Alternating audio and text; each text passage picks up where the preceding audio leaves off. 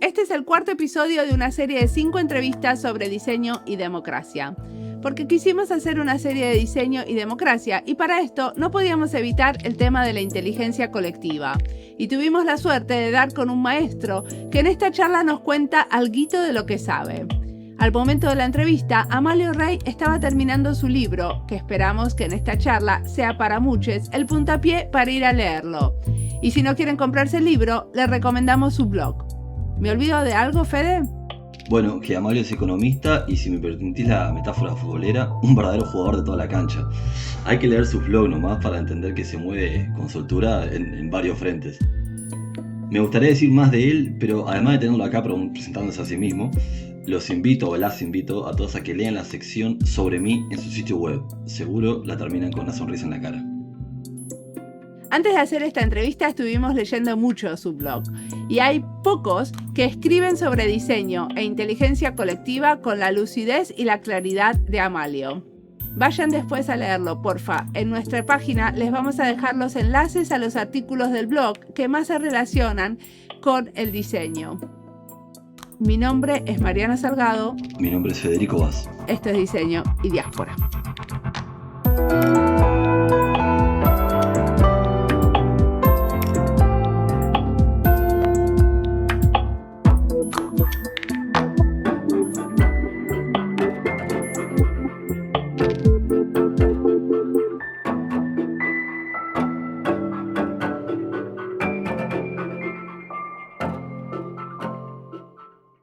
Soy Amalio Rey. Es un placer tener esta posibilidad de hablar con vosotros en esta entrevista. Digamos, mi carrera profesional ha sido asociada con la consultoría de innovación. Yo soy consultor de innovación. Y bueno, he llegado, digamos, al diseño desde la innovación. Digamos, yo realmente no tengo carrera o formación como diseñador. Mi acercamiento al diseño viene desde ser design thinker. O sea, he tenido bastante formación en Design Thinking y ya muchos años. ¿Pero qué estudiaste? Yo estudié Economía Internacional, yo estudié Relaciones Económicas Internacionales y después hice un máster en Gestión de la Innovación y la Tecnología. O sea, mi carrera universitaria de Relaciones Internacionales la hice en una escuela diplomática, la hice en Cuba, porque ya te comenté antes que yo también soy de la diáspora, soy inmigrante. O sea, sos cubano. Yo soy de padre argentino y de madre cubana. Ok, ¿y pasabas tus vacaciones en Argentina? Sí, he ido a Argentina mucho, o sea, iba casi todos los años. Porque mi padre es cordobés, o sea, seguí viviendo en Córdoba. Y bueno, he estado yendo a Argentina y a Cuba de manera sistemática. Pasa que desgraciadamente mi padre falleció hace 3 años y hace 3 años que no voy. Pero a Cuba sí sigo yendo porque tengo mi familia en Cuba. O sea, ¿y cuando vas también puedes trabajar o vas solamente a pasear? Pues realmente voy a pasear y voy a ver a la familia. O sea, curiosamente, hago mucho proyecto en Latinoamérica, voy mucho a México, voy mucho a Colombia, he trabajado en varios países, a Costa Rica también. Sin embargo, no sé qué me pasa, que con Argentina y con Cuba no me sale nunca ningún proyecto. Tengo muchas ganas de que me salga trabajo, imagínate, por mis raíces, y bueno, realmente me encantaría, pero no sé si será eso de que nadie es profeta en su tierra, que no. Yo creo que he trabajado en casi toda Latinoamérica, menos en Cuba y en Argentina, así que... Bueno, a mí me pasa, por ejemplo, que me invitan mucho a dar clases, pero no mucho a diseñar, a trabajar en proyectos de diseño, digamos. Dar clases, sí puedo dar todas las clases que quiera, pero yo quiero diseñar. Claro, no, seguramente. A mí realmente todo lo que hago, todos los temas que trabajo, me encantaría poderlos hacer en Cuba y en Argentina. O sea, porque lo haría con otra afectividad, ¿no? Con otra emoción, ¿no? Sobre todo con Cuba, porque yo realmente mi relación con Argentina es más lejana. Yo viví en Argentina, pero viví en la infancia. Sin embargo, yo estoy afincado en España hace 26 años. Yo, sinceramente, me siento más de aquí que casi de cualquier sitio. Pero después, pues, mi contacto con Cuba sí que se mantiene muy activo. Muy bien. Y ahora estás terminando de escribir un libro. ¿Nos contás sobre eso? Sí, sí, Diego, bueno, antes de la grabación que nos estamos riendo un poquito porque este libro es un libro sobre inteligencia colectiva. Yo llevo trabajando hace tiempo vinculando lo que es el mundo del diseño con la inteligencia colectiva porque creo que la inteligencia colectiva yo la veo como un desafío de diseño. Creo que la inteligencia colectiva tiene muchísimo que mejorar a través del diseño de arquitecturas participativas. Yo al principio empecé a explorar la inteligencia colectiva como una posibilidad de, bueno, de desarrollar talleres de co-creación o de facilitar procesos de crowdsourcing, porque en su momento empezó a impulsarse mucho este tipo de metodologías. Y me fui dando cuenta que todas las críticas que había hacia la inteligencia colectiva, no todas, pero en su gran mayoría podían ser, no sé si corregibles, pero por lo menos se podían atenuar con un buen diseño de arquitecturas participativas. Entonces me fui un poco que me obsesioné con ese tema y toda mi formación en diseño, como design thinker y experiencia que estuve viajando mucho a Estados Unidos, un poco para formarme en esta materia, empecé a hacer proyectos en España hace varios años, cuando todavía aquí en España no se hacían muchos proyectos de este tipo, y me fui enamorando del diseño, entonces fui conectando ambos mundos, ¿no? Pero decime una cosa, quiero que empecemos por el principio. A mí no me queda súper claro qué es la inteligencia colectiva. Bueno, la inteligencia colectiva hay muchas maneras de definirlo, ¿no? Porque de hecho siempre digo que, cuando te decía que nos reíamos antes, porque este proyecto de escritura del libro va a ser ahora más de 10 años. O sea, llevo más de 10 años escribiendo este libro y nos reíamos porque tiene la edad de mi hijo pequeño. Coincide con mi hijo pequeño que tiene 10 años. Entonces, yo te podría decir que de esos 10 años me pasé 4 intentando ponerme de acuerdo de qué es lo que era inteligencia colectiva, definir un concepto con el que yo me sintiera cómodo, porque hay muchas maneras de interpretarlo, ¿no?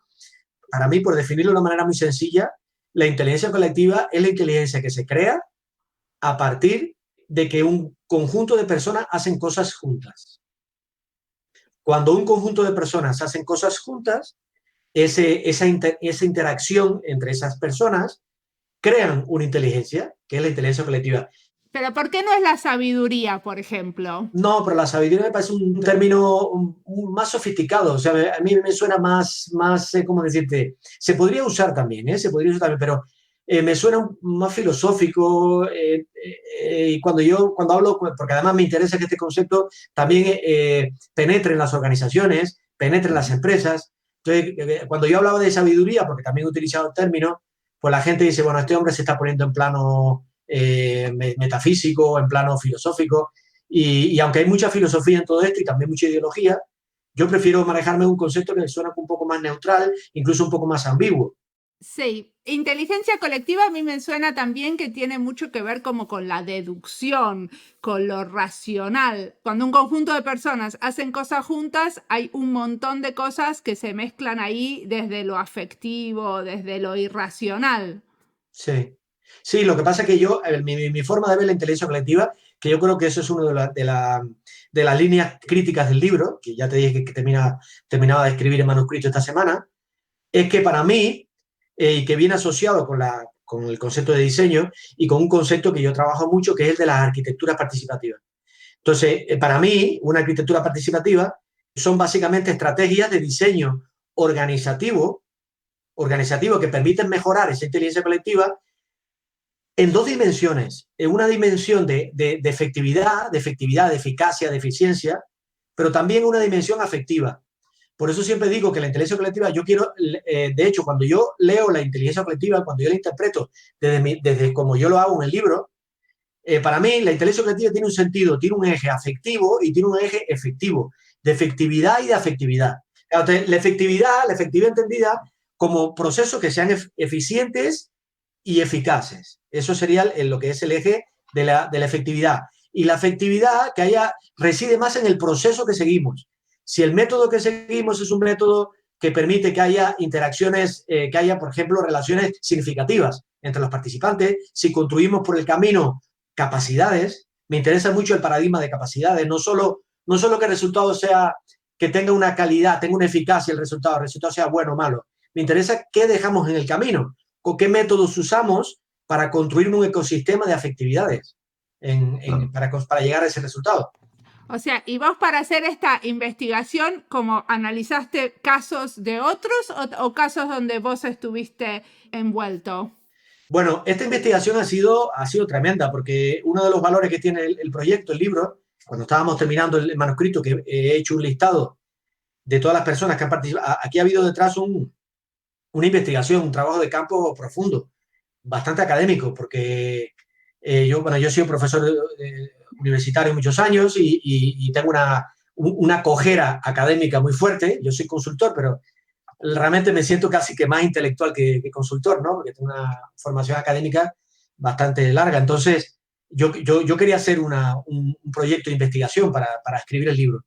Y entonces, el otro día, terminando de cerrar el listado, pues descubrí que son 114 personas, 114, las que han participado en el proyecto de investigación, en algunos casos a través de cuestionarios, porque hice un cuestionario de 30 y pico de preguntas y la fui personalizando para cada uno de los participantes, ¿no? Según un poco el perfil que tenían y lo que yo creía que me podían aportar más valor, ¿no? Entonces, al final, un por ciento importante contestó cuestionarios, otro hice videoconferencias, otros entrevisté personalmente. 114 personas participaron en lo que es aportando información. Yo hice una especie de arquitectura de preguntas para poder después agregar la información, porque como había preguntas estándar, como se hace una investigación típica, ¿no? Para poder, como era cualitativa, me interesaba que las preguntas se repitieran entre varias personas, ¿no? Para poder después contrastar opiniones y aprovechar la diversidad de una manera más estructurada. Ok, pero al final no me dijiste si esas personas participaron como aisladamente o es que vos seguiste algunos casos específicos donde ellos participaban. Sí, bueno, un eje de la investigación fue esta recogida de datos de fuentes directas, ¿no? Que lo típico que se hace en una investigación de campo de este tipo cuando es cualitativa. No ha habido una investigación cuantitativa con encuestas, me refiero con encuestas con campos numéricos, ¿no? De datos estructurados. Pero sí, aparte de lo que te he dicho, ha habido estudios de casos también, porque yo llevo muchos años haciendo proyectos de inteligencia colectiva, trabajando en el diseño de ecosistemas de innovación. Entonces, hombre, los últimos 6 años he estado constantemente intentando poner a prueba un poco las hipótesis que iba recogiendo en las entrevistas, en las investigaciones, ¿no? A esto súmale, yo creo que, no por nada, pero yo creo, sinceramente, que me he leído más de 500 papers. No te engaño. Ok, contanos algo de lo que aprendiste y de algún proyecto, o sea, cómo fue evolucionando un proyecto a partir de lo que vos pudiste aprender y probar en el proyecto. Lo primero es que yo creo que hay mucha inteligencia colectiva por ahí que la gente no ve, que es invisible. Entonces, uno de los objetivos que yo me planteo, he hecho un poco la metáfora de que la gente se ponga unas gafas para que pueda percibir y poner en valor esos espacios en común que existen y que la gente no los percibe. Entonces, lo primero que hay que hacer es que la gente aprenda, que entrene la mirada para poder percibir esa inteligencia que se construye en los espacios en común, ¿vale? Que es una inteligencia y un sujeto colectivo, hay un sujeto colectivo que es muy invisible y que no está puesto en valor, incluso no solo no está puesto en valor, está menospreciado y está vilipendiado. Hay una mayor tendencia que la gente piensa que hay estupidez colectiva más que inteligencia colectiva. Se habla de masas y inmediatamente estamos hablando y estamos pensando que la gente es estúpida, que la gente se equivoca, que la gente cuando se junta pierde inteligencia. Hay todo un mito alrededor de eso, cuando hay millones de ejemplos, incluso en la vida diaria, donde la inteligencia colectiva se cuece entre todos, incluso de una manera emergente, que funciona bastante bien. Entonces, lo primero que yo me he planteado es cómo podemos entrenar la mirada, cómo podemos ponernos esas gafas para empezar a descubrir que hay espacio de inteligencia colectiva. Pero, por otro lado, se da la paradoja de que al mismo tiempo que no percibimos que hay mucho más inteligencia colectiva de la que somos capaces de percibir y de ver, hay poca inteligencia colectiva del tipo que nos conviene. Necesitamos una inteligencia colectiva más intencional. Más intencional. Hay inteligencia colectiva emergente, hay inteligencia colectiva, de hecho ahora mismo hay toda una tendencia dentro del mundo que yo le llamo en el libro inteligencia colectiva extraída, para contrastarla con lo que llamo inteligencia colectiva colaborativa. Hay una inteligencia colectiva extraída que consiste en extraer datos, que son el típico crowdsourcing, donde hay una entidad, una organización que pide que la gente participe aportando datos, la gente aporta muchísimos datos y después esos datos se meten en un algoritmo, se meten en un sistema externo y de ahí se extrae inteligencia colectiva. Pero no se empodera al colectivo y de hecho a veces ni siquiera se produce ese enriquecimiento que emerge o que aflora de las relaciones significativas. Entonces, ahí por un lado hay falta de intencionalidad. Mucha gente participa incluso en procesos de inteligencia colectiva ni siquiera sin saber que está participando. Vos decís, por ejemplo, cuando la gente está publicando datos en Facebook y esos datos son analizados por algún tipo de organización, ese tipo de cosas. Sí, por ejemplo, el buscador de Google. El buscador de Google es un ejemplo de inteligencia colectiva, porque aunque nos chirree un poco, porque es un algoritmo propietario que está en una empresa, el buscador de Google nos convierte a todos en un grupo que hacemos cosas juntos. Porque cuando yo enlazo en vuestro podcast, cuando yo pulso sobre vuestro podcast, estoy dejando un rastro. Estoy conectando mi trabajo con el tuyo. Entonces, lo que pasa es que todos esos datos que voy generando, todas esas trazas que voy dejando por el camino, las extrae Google. Ahí hay inteligencia colectiva extraída, porque Google con todos esos datos extrae una inteligencia, agrega todos esos datos y genera una inteligencia que el problema que tiene eso es que un porcentaje nos las devuelve porque cuando tú te metes en un buscador pues encuentras atajos y encuentras posibilidades que te vienen bien, pero hay un porcentaje importante que se la queda. El término extraída me parecía que como que explicaba bien. En inglés hay un término que se usa que es collected. Se dice collected intelligence. Pero la extraída es extracted o no. Bueno, yo no quise hablar de extractive. Yo utilizo el término extraída y dentro de la extraída hay un subconjunto que es extractive, que es extractiva. Bueno, ya te digo, Mariana y Federico, he tenido que construir todo un lenguaje alrededor de lo que quiero explicar porque he querido trazar un mapa porque, claro, alrededor de esto hay tantas escuelas. Entonces yo he querido ser inclusivo porque no quiero tampoco empezar a dejar fuera ejemplos como puede ser el de Google, pero dentro de ese mapa diverso he intentado demostrar que hay un tipo de inteligencia colectiva que yo le llamo enriquecida. Y entonces, claro, para mí la extractive, la diferencia que hay entre la extractiva y la extraída es que en ambos casos hay un agente externo que agrega los datos, pero en la extractiva ese agente externo no devuelve esa inteligencia al grupo. Imagínate que estamos en una escuela de diseño, estamos trabajando proyectos y podemos confiar en un agregador externo para que recoja datos a un estudio.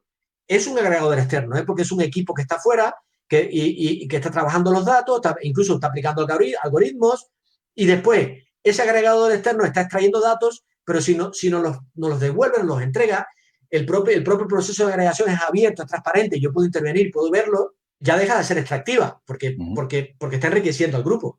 Bueno, pero es extractiva, por ejemplo, cuando yo hago una encuesta, que ni siquiera después leo los resultados y no tengo idea qué es lo que sacaron como resultados, es extractiva. Claro, es que porque no me has devuelto, no me has devuelto inteligencia, no me has devuelto sabiduría. Y además, otra cosa importante es que una de las cosas que es importante entender es que la agregación, que es el momento del proceso donde más inteligencia se produce, la agregación, el término que usamos de agregación, es el momento donde es el método, el algoritmo que permite que tú conviertas un conjunto disperso de preferencias en un hecho colectivo, en un resultado colectivo. Es como la receta que metes en el horno. ¿Qué receta metes? Entonces, ¿quién gobierna esa receta? ¿Quién decide esa receta? Que al final es un reto de diseño. Diseñar la receta que va a conectar los datos y va a generar un resultado es un reto de diseño. Entonces, si el grupo no participa, si el colectivo no participa en el diseño de esa receta... Que es en la gran mayoría de las veces, ¿no? Exacto. Y entonces hay un efecto de no aprendizaje, porque el aprendizaje se puede dar cuando te devuelven los resultados, ¿no? Cuando se te devuelven los resultados, está bien. Por eso, en cierto sentido, deja de ser extractivo, porque si me devuelve los resultados, yo aprendo.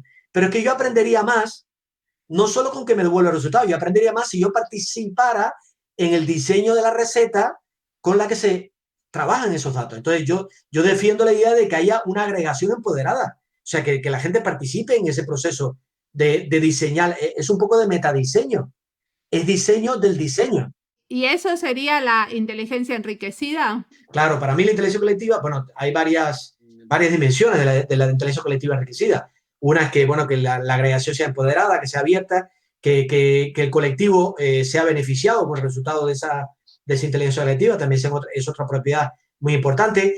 Que la gente que participe, que haya una diversidad inclusiva, me gusta utilizar ese término de diversidad inclusiva, que haya diversidad y que haya inclusión. Y cuando hablo de inclusión, estoy hablando de que haya, por un lado, los colectivos afectados por el resultado estén presentes en el proceso, o sea, quienes van a ser afectados estén representados en la búsqueda de la solución, y por otro lado, que las personas que tienen algo que aportar de conocimiento para encontrar la solución también, que haya esa aptitud, digamos, ese mínimo de condiciones donde el conocimiento que necesita para llegar a la solución pues esté bien representado también. Y como parte de estos procesos colaborativos, también nos mencionabas la afectividad. Y ahí un poco la duda me queda es, ¿qué rol juega lo emocional en estos procesos colaborativos, en la creación de esta inteligencia colectiva? La afectividad es fundamental porque la afectividad genera una complicidad que hace que muchas veces, por ejemplo, yo he visto en muchos procesos colectivos que la gente cuando construye un sustrato afectivo es capaz de aceptar un coste mayor en el proceso. O sea, es como si el margen de desgaste que la gente está dispuesta a aceptar para llegar a la mejor solución posible se estirara, ¿no? Ese es solo una de las consecuencias. Otra de las consecuencias es que, bueno, cuando hablaba de desgaste me refiero a que la gente está dispuesta a estar más horas trabajando, está dispuesta a esforzarse más porque, entre otras cosas, esa afectividad hace de que se produzca un entorno muy agradable para trabajar, ¿no? La afectividad también tiene que ver con si hay un propósito compartido.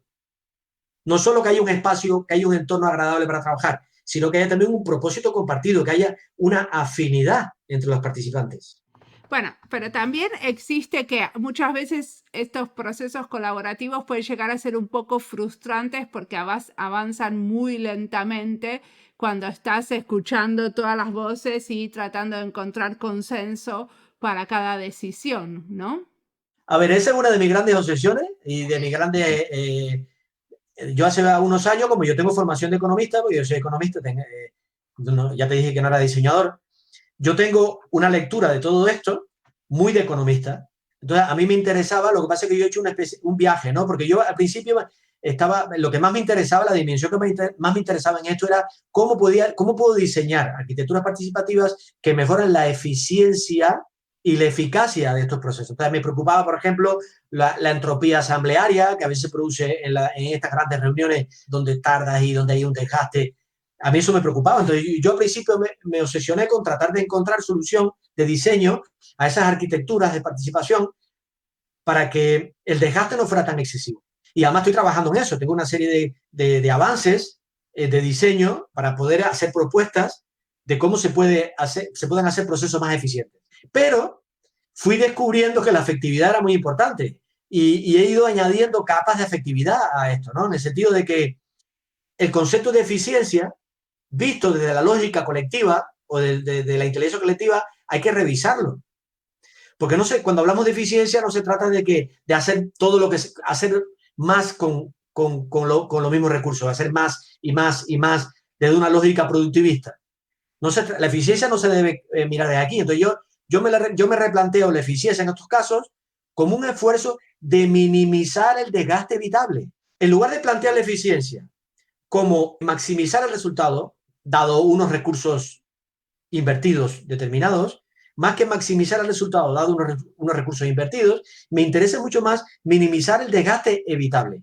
Y cuando hablo de minimizar el desgaste evitable, estoy hablando de cómo conseguimos, a través del diseño de esa arquitectura, que la eficiencia sea una eficiencia aceptable, porque los grupos se manejan con un grado de paciencia determinado. Y entonces, si la paciencia falla... Bueno, pero dame algún ejemplo, por favor, porque estamos como muy en abstracto. ¿Me puedes dar un ejemplo concreto de algo que vos hayas tenido un momento ajá? Por lo menos en finlandés se dice el momento ajá. Sí. Vale, sí. Yo hago muchos proyectos de innovación pública y entonces en proyectos de innovación pública, cuando tenemos que trabajar con colectivos grandes, un tema que tenemos que cuidar mucho para poder agregar información de gente que es muy diversa, es estructurar los problemas. Y cuando estructuras problemas, una de las cosas que tienes que hacer es estandarizar. Y la estandarización del lenguaje tiene un problema, porque cuando tú estandarizas, tú destruyes diversidad. Pero si no destruyes un cierto grado de diversidad, no puedes agregar para llegar a conclusiones. Entonces, por ejemplo, cuando hemos trabajado en uno de los proyectos que hemos hecho, es un mapeo colectivo. En la Junta de Andalucía nos pidieron hacer un mapeo colectivo. Bueno, realmente nos pidieron hacer un inventario de innovaciones públicas que se habían hecho en la Junta de Andalucía desde que la Junta se creó, ¿vale? Un inventario. Entonces, claro, hubiéramos podido hacer ese inventario adoptando una lógica de expertos, hubiéramos podido juntar. Yo tengo experiencia haciendo este tipo de proyectos, podría haber juntado 3 o 4 personas que me ayudaran a hacer el inventario, pero no, lo que hicimos fue convocar a 20 personas que se presentaron por autoselección. O sea, hicimos una convocatoria pública, se presentaron 20 personas de diferentes ámbitos de la Junta de Andalucía, y entonces lo que hicimos fue estandarizar una especie de formulario entre todos, donde tenía unos campos que estaban estandarizados de los campos que nos interesaba rellenar. Lo que hicimos fue construir entre todos ese formulario, o sea, se codiseñó ese formulario entre todos, y entonces una vez que teníamos estructurado el reto, fíjate que cuando estructuramos un reto y decidimos que por cada innovación pública que había que identificar había 8 campos, estábamos dejando fuera otros. Entonces, de esa manera destruimos diversidad, porque realmente estamos dejando fuera otros. Pero esos 8 que hemos elegido nos permiten después sumar información, agregarla, porque por eso digo que hay que estructurar para poder agregar. Una vez que decidimos entre todos cuál podía ser esa estructura de datos, hicimos una especie de pirámide, recogida de datos. Entonces, esas 20 personas, a su vez, captaron 3 o 4 que hacían de mapeadores. Quiere decir que al final todo el mapeo se hizo entre 80 o 100 personas. Entonces, cada uno de los 20 contribuyó al metadiseño, al diseño de cómo diseñábamos el proceso, se construyó la metodología entre todos y cada uno de los 20 activó una red de 3 o 4 personas que a su vez buscaban usando esa metodología y buscaban proyectos de innovación que se hubieran hecho. Resultado, hemos conseguido inventariar 180 proyectos de innovación que se hicieron en la Junta de Andalucía desde que se crearon. Esos 180 proyectos se rellenaron en unas fichas, porque se hizo primero también se hizo un mecanismo analógico para poder trabajar en talleres. Procesamos aproximadamente unas 240 innovaciones, siguiendo una metodología también común, y al final elegimos 180, que eran las que cumplían las condiciones. Y entonces, ¿qué ventaja tiene esto para el proyecto? Que hemos minimizado las zonas ciegas. Porque claro, date cuenta, 80 a 90 personas mapeando el territorio, buscando innovaciones en diferentes consejerías, en diferentes departamentos, se llega a un nivel de profundidad en la detección de oportunidades, en la detección de proyectos que jamás en su vida hubieran conseguido 5 expertos encerrados en un despacho.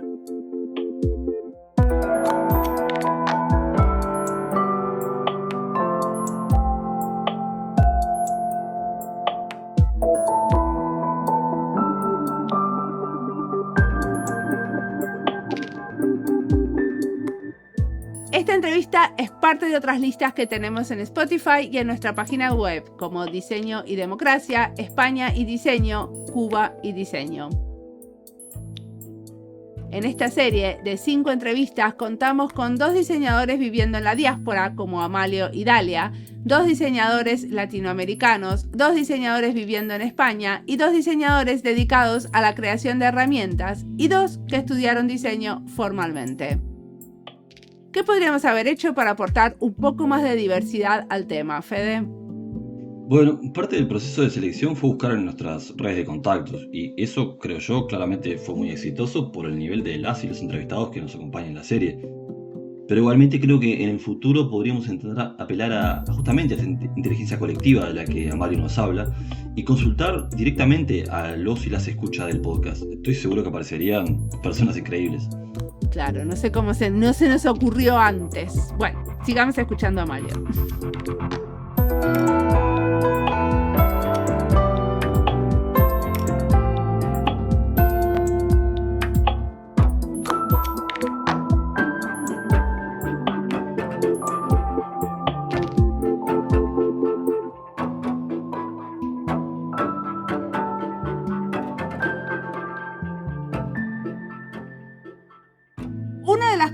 estuve leyendo de una clienta tuya que decía que una de las cosas que haces es introducir el conflicto como parte del proceso creativo en el tipo de trabajos que haces.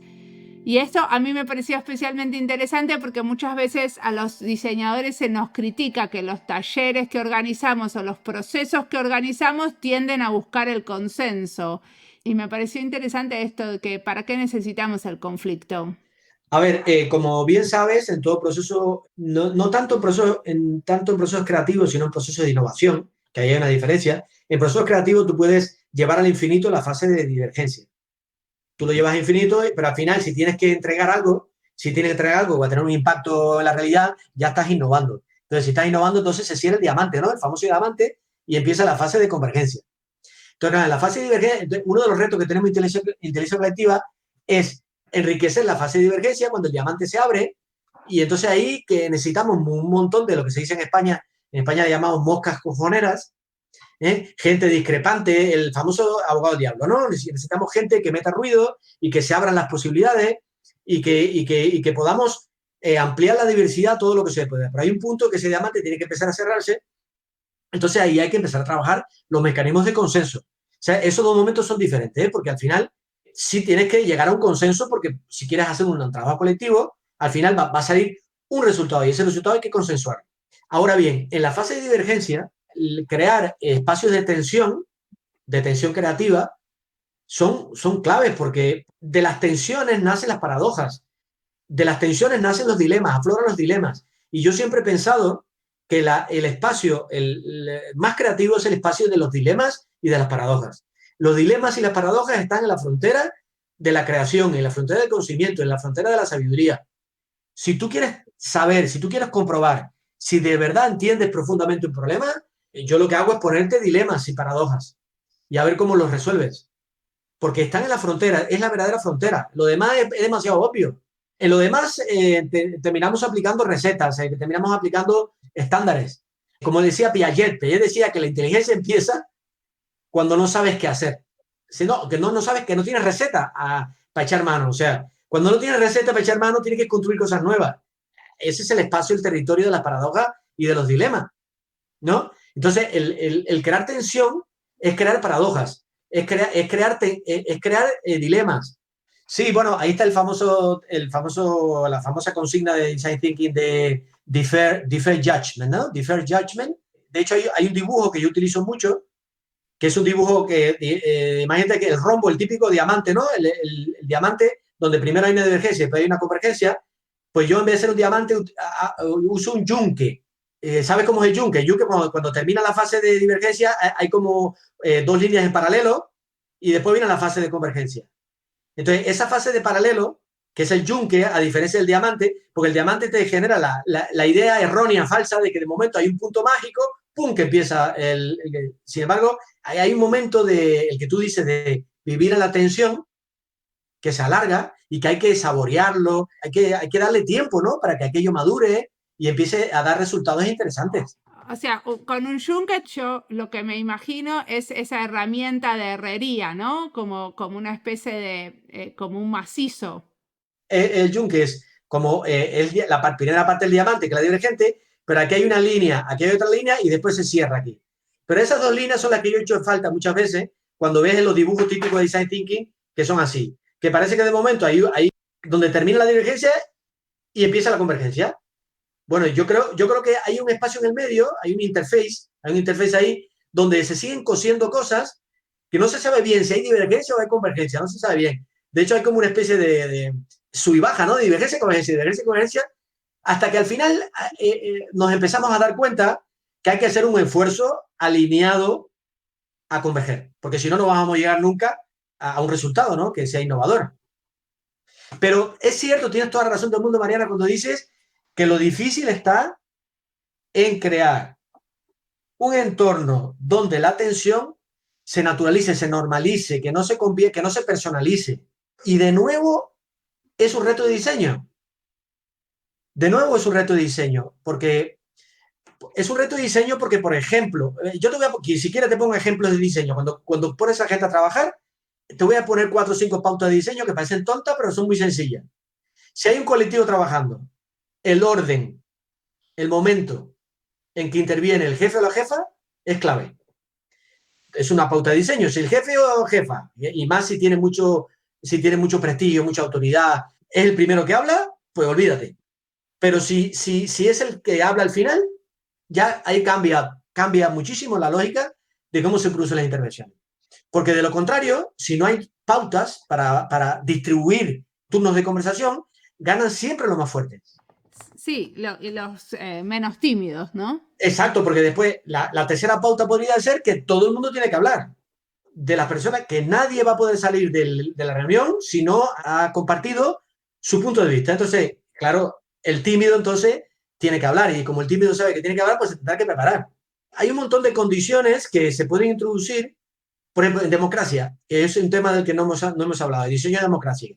Hay una fórmula que es de arquitectura participativa, que yo estoy enamorado de esa fórmula, que son los mini públicos.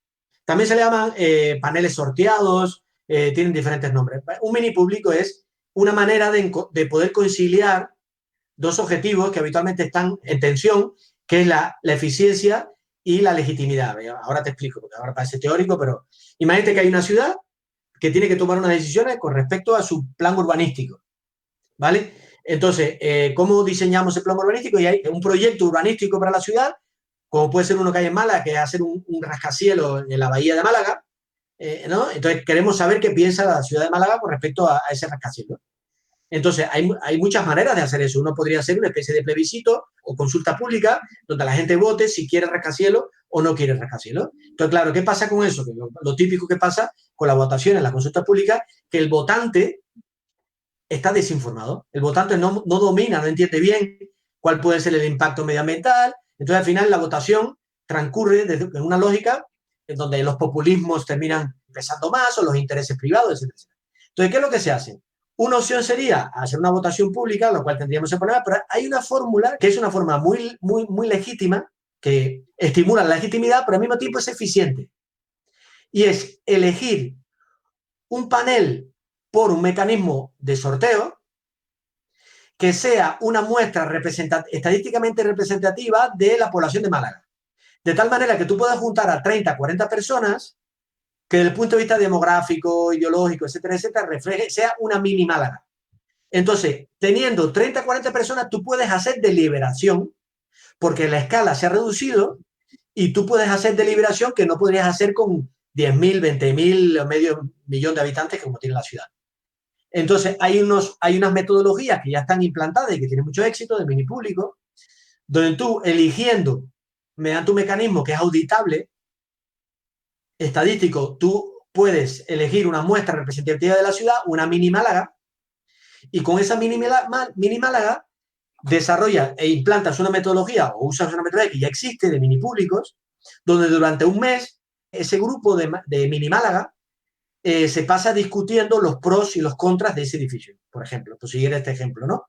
Y entonces invita a defensores de una postura y defensores de la otra, que aportan información. Vienen expertos que defienden una postura y expertos que defienden la otra.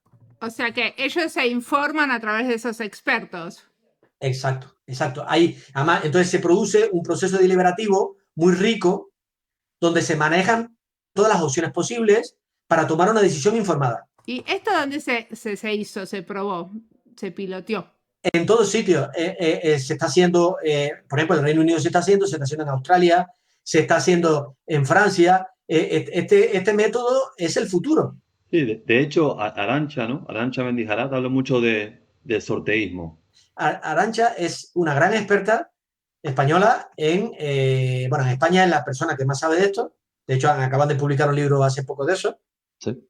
A mí este mecanismo me encanta, ¿sabes por qué? Porque hace posible que haya deliberación y que esa deliberación sea legítima, que la gente reconozca.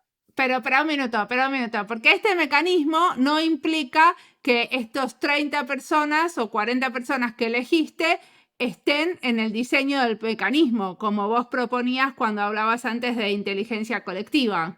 Sí, no, esto es un mecanismo, no. Esto es un mecanismo que ya tiene un diseño, que es un diseño muy democrático, que además hay metodologías para desplegar este mecanismo. De hecho, una parte que me faltaba explicar al final para los oyentes que no conozcan esto es que al final, cuando termina ese proceso, ese panel emite un dictamen.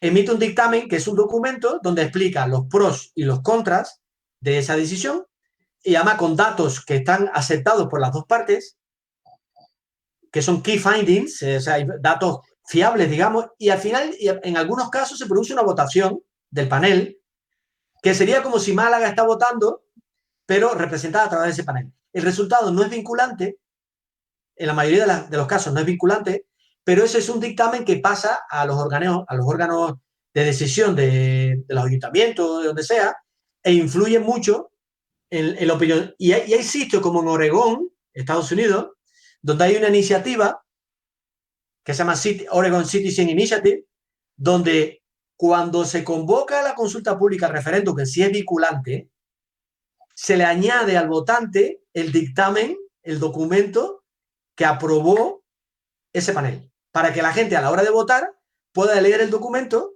y se pueda informar mejor a la hora de poder votar por una decisión o por otra. Está buenísimo. Y acá hago referencia a un artículo tuyo, de hecho, en el que se titula ¿Es la democracia directa tan mala idea?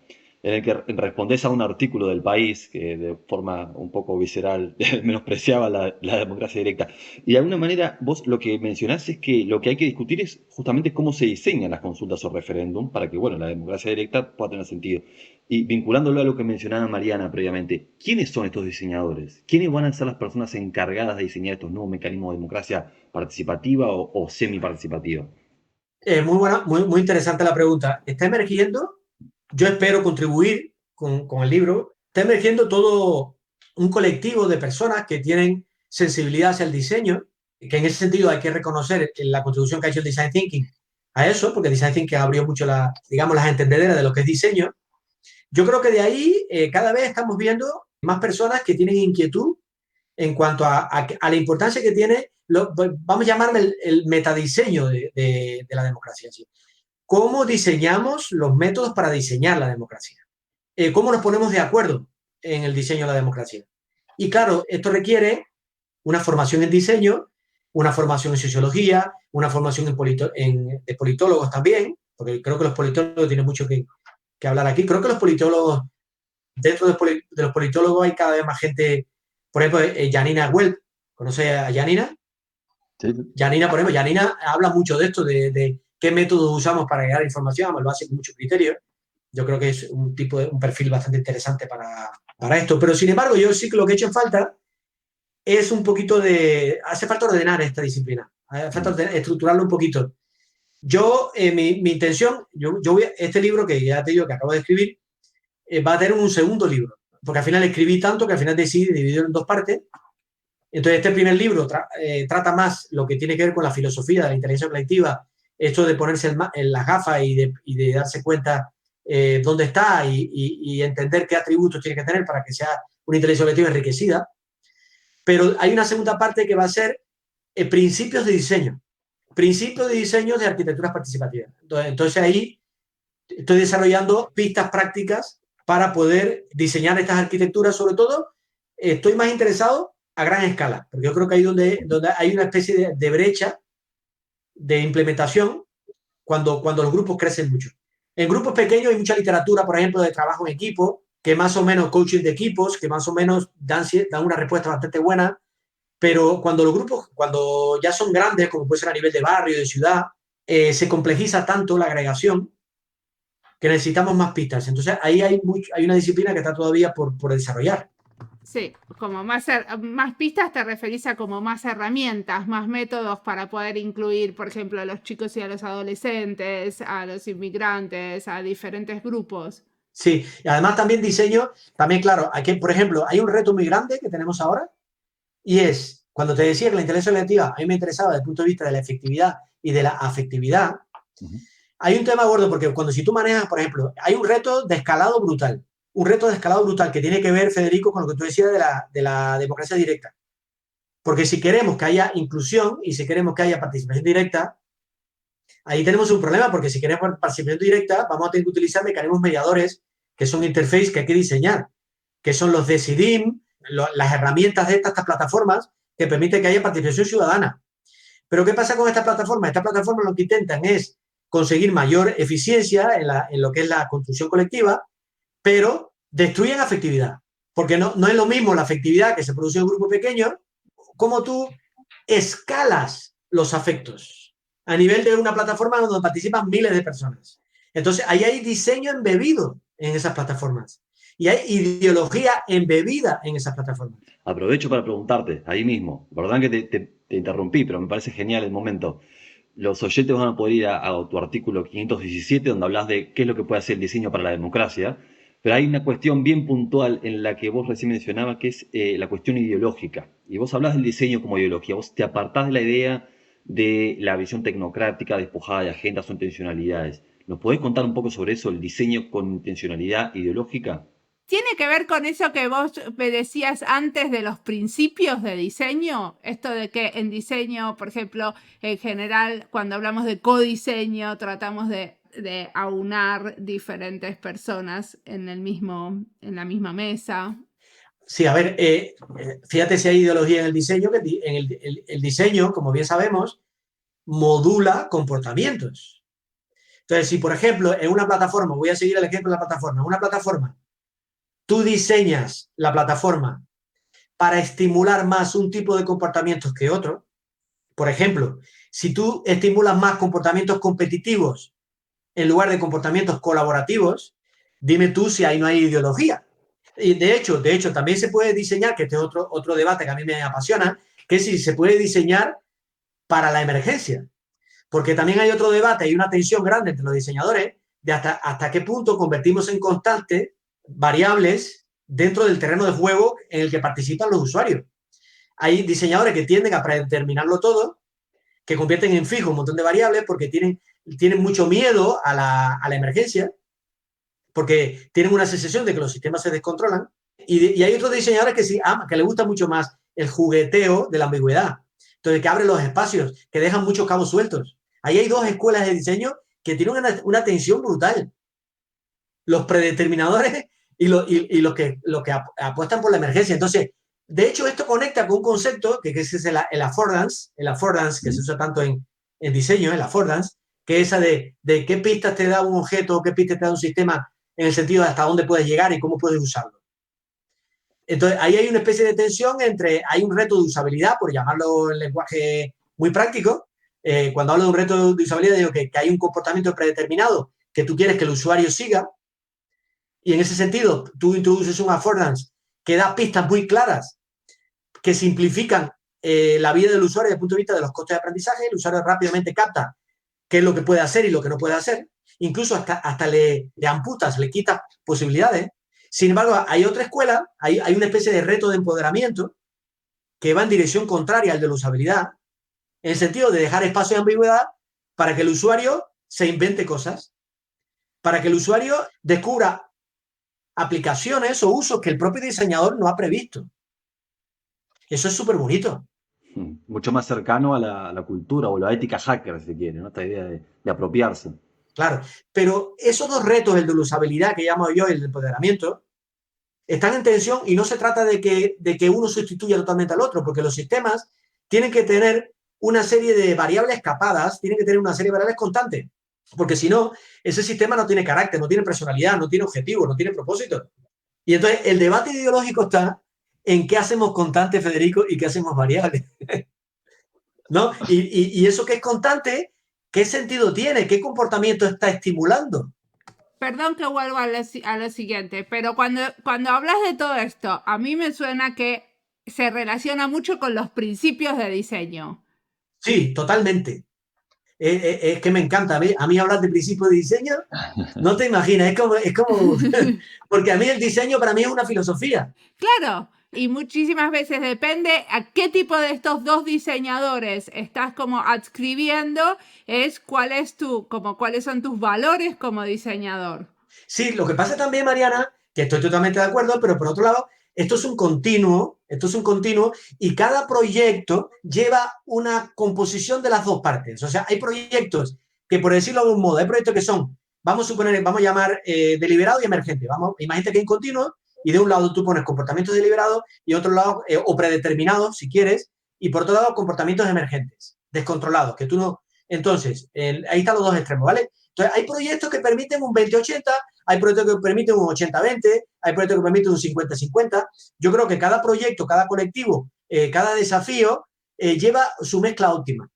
Pero vos no pensás que eso también tiene que ver, porque yo lo veo, no sé, yo trabajo muchas veces con diseñadores muy jóvenes que también quieren tener todo el proceso más controlado. O sea, también tiene que ver con esto de la capacidad del diseñador de abrazar esa incertidumbre y de confiar de que en algún momento vamos a llegar a algo. Y para mí no solamente tiene que ver con que el proyecto o los otros actores del proyecto lo acepten, sino con la capacidad. Sí, ¿no? La experiencia también te da pero también la ideología, o sea, hay ideologías que son controladoras y hay ideologías que son liberadoras. Entonces, claro, eso influye mucho, tú lo notas, y yo incluso te digo más, yo mismo he hecho ese viaje, o sea, porque somos seres humanos dinámicos, es decir, yo era mucho más controlador de lo que soy ahora. Y de hecho, por ejemplo, todo lo que es la cultura del prototipado, ¿sabes por qué yo he sido controlador? Porque yo tengo un defecto, yo soy perfeccionista. Y los perfeccionistas tenemos un problema grave con eso, porque las personas que somos perfeccionistas, que es una característica bastante típica de los diseñadores, sobre todo si son gráficos más que los industriales, si somos perfeccionistas tendemos a controlar. Y entonces, claro, yo he tenido que luchar contra mi perfeccionismo. Mi suerte ha sido descubrir la cultura del prototipado. El prototipado a mí me ha salvado de esa patología. Pero ¿sabes por qué? Porque me autoengaño. Tengo una trampita que me funciona genial. ¿Sabes cómo es la trampita? La trampita es estupenda. Yo sigo siendo el mismo perfeccionista que he sido siempre. Me aplico un truco que me funciona muy bien y es que desde que yo descubrí el prototipado, la cultura del prototipado, y me di cuenta de que son prototipados iterativos, que son de aproximaciones sucesivas a la solución, yo lo que digo es que, bueno, yo quiero la solución perfecta, pero llegará un día. Llegará un día. Entonces, claro, yo no dejo de renunciar a encontrar la solución perfecta, pero en el camino me voy dejando seducir por soluciones intermedias que son absolutamente imperfectas. Genial. Eso me permite ir disfrutando el proceso y autoengañarme que algún día llegaré a la solución perfecta. Y en el camino voy descubriendo, me voy acercando a esa perfección a la que nunca llegaré. Perfecto. Entonces, ¿el futuro qué nos va a encontrar haciendo? El futuro es muy difícil. Estamos en un momento difícil, un momento malo. Yo, por lo menos, el momento que estoy viviendo en España es un momento un poco triste. La sociedad española es una sociedad que está instalada en la mediocridad, en el sentido político, en el sentido democrático. No hay manera de llegar a consenso. Entonces, claro, estoy un poco escéptico ahora mismo. Estoy un poco escéptico. Quiero escapar de ese estado de ánimo. Y yo creo que igual que podemos dibujar ese escenario, también podemos pensar que empieza a emerger de esta crisis nuevas oportunidades. Entonces, yo creo que todo este debate que hay de mejorar arquitecturas participativas, de construir democracias más saludables, de que la gente participa más, que haya más inclusión, va a terminar calando. Quiero creer en eso. Y pienso además que vamos a aprender cada vez más a juzgar mecanismos como la democracia directa de una manera mucho más equilibrada, mucho más justa, ¿no? Y yo creo que nos va a ayudar el diseño. Nos va a ayudar el diseño. El diseño nos va a ayudar porque nos va a permitir, por ejemplo, conciliar atributos que hoy en día están muy tensos, como son los atributos de legitimidad y de eficacia, o de legitimidad y efectividad, que son atributos que están muy en tensión porque al final terminamos renunciando a una democracia más saludable a costa por querer coger atajos, por llegar más rápido. Pero no entiendo esto de la legitimidad, porque justamente a mí una cosa que me sucede trabajando en el gobierno es que justamente todavía el diseño no está legitimizado. Entonces, usar el diseño para legitimizar otra cosa me parece que es como far out, muy lejos. No, bueno, la legitimidad en democracia ya sabemos que es esencial. La legitimidad básicamente significa que la gente acepte las decisiones sin necesidad de coerción, sino que la acepte porque la reconoce y la acepta y la ve justa, ¿no? Y entonces, ¿eso cuándo ocurre? Eso cuando ocurre cuando la gente participa, cuando la gente siente que esa decisión forma parte de, que ha participado en esa decisión. Entonces, necesita más democracia directa y necesita una democracia representativa de más calidad, porque hay una serie de decisiones que se toman en órganos de democracia representativa. Y esa democracia representativa de más calidad implica que cómo elegimos esos representantes. ¿Y cómo elegimos esos representantes? Es un desafío de diseño. Por ejemplo, pues te voy a poner un ejemplo súper tonto, muy sencillo. Hay un congreso que toma las decisiones legislativas de un país. Ese congreso se supone que tiene legitimidad porque ha sido elegido a través de un proceso de votación. Pues el proceso de votación eso es un desastre. El diseño que tiene está suboptimizado en favor de los intereses de los partidos. Es un diseño partidocrático, no es un diseño democrático. Es partidocrático. Entonces, esas élites son las que toman las decisiones, pero esas élites se seleccionan a través de unos filtros de selección que están diseñados horrorosamente. Horrorosamente, por ejemplo, ¿y por qué no tenemos la mitad del Congreso? ¿Por qué la mitad del Congreso no lo elegimos aleatoriamente? ¿Por qué no elegimos la mitad del Congreso aleatoria? ¿Por qué no? De manera que sea una muestra representativa y no tengan que pasar por el filtro partidocrático. Porque eso es diseño. ¿Eso es o no diseño? Sí, bueno, pero porque creemos que lo que está diseñado está bien, ¿no? O sea, todavía hay una legitimidad a lo que está. Bueno, es muy discutida esa legitimidad cada vez más. Lo estamos viendo. O sea, estamos viendo, de hecho, no solo está siendo discutida, sino cada vez se está revisando con más arsenal argumentativo. O sea, hay ciencia que profunda. Además, una cosa muy buena es que la tecnología nos está ayudando. O sea, nos está ayudando en el sentido que hay tecnología digital que hace viable la democracia directa, que antes no la teníamos. Antes cuando decimos opción alternativa, democracia directa, y decíamos democracia directa, participación, deliberación, y te decía, a gran escala, ¿cómo haces eso? Eso es inviable. Espérate, ahora ya hay tecnología, cada vez se afina mejor, para que la participación sea directa. Para que no tengamos que esperar 4 años para tomar decisiones, para que haya decisiones sistemáticas, con periodos cortos, rápidos, que haya más dinámica, que sea más dinámica esta democracia. Sí, igual, por ejemplo, con muchos de los mecanismos que hay para que los ciudadanos pongan sus propias iniciativas y todo eso, está como súper basado en la capacidad de los ciudadanos para armar esas iniciativas, lo que queda en manos de unos pocos que lo pueden hacer. Exacto. También dentro de la participación hay una especie de élite participativa. Y sí.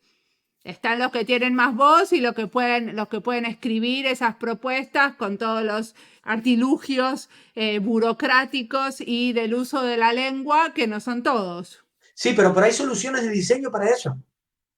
Hay soluciones, esta élite participativa, por ejemplo, estos arquitectos de metadiseño, que son personas que tienen habilidades, que saben diseñar proyectos participativos, perfectamente pueden participar, además tienen su sitio dentro de este mecanismo. Lo que pasa que son facilitadores, no pueden secuestrar la conversación. Es un rol distinto el del experto. Es un experto que hace su trabajo y pone su trabajo a disposición del colectivo para facilitar ese trabajo, no para apropiarse del trabajo del colectivo. Entonces, van cambiando un poco los roles, ¿no?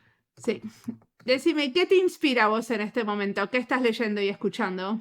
Bueno, si te digo la verdad, cada vez intento leer más literatura. Yo creo que antes leía trabajo temas de innovación mucho y leo mucho sobre innovación y sobre diseño. Ahora estoy como un poco aburrido de la literatura de gestión. Me parece como muy pensamiento único, muy pobre. Intento leer literatura de ficción, aunque ahora, sinceramente, los últimos 3 o 4 meses me he estado tan metido con terminar el libro que estoy quitado casi de...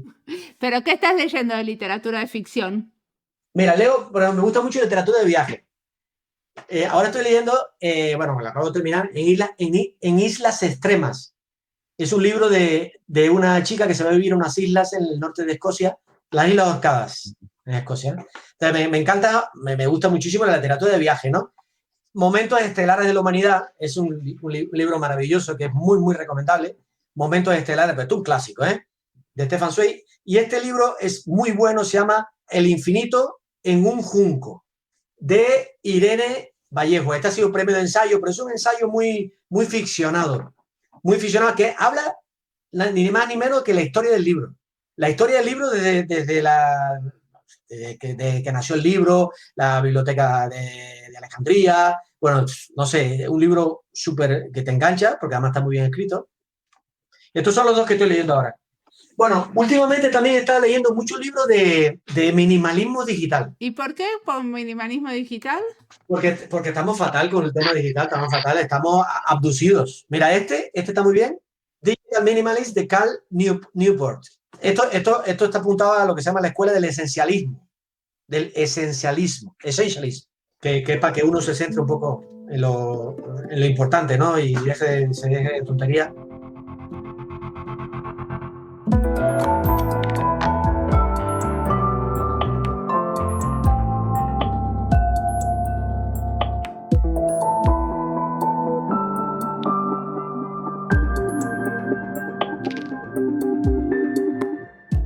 Una de las cosas que dice Amalio que me dejó pensando es que si somos perfeccionistas tenemos que controlar todo y que el prototipo lo salvó de la obsesión.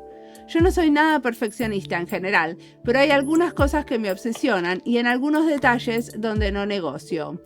Y también a mí me salvan los prototipos y pensar que lo que hago está siempre en construcción permanente.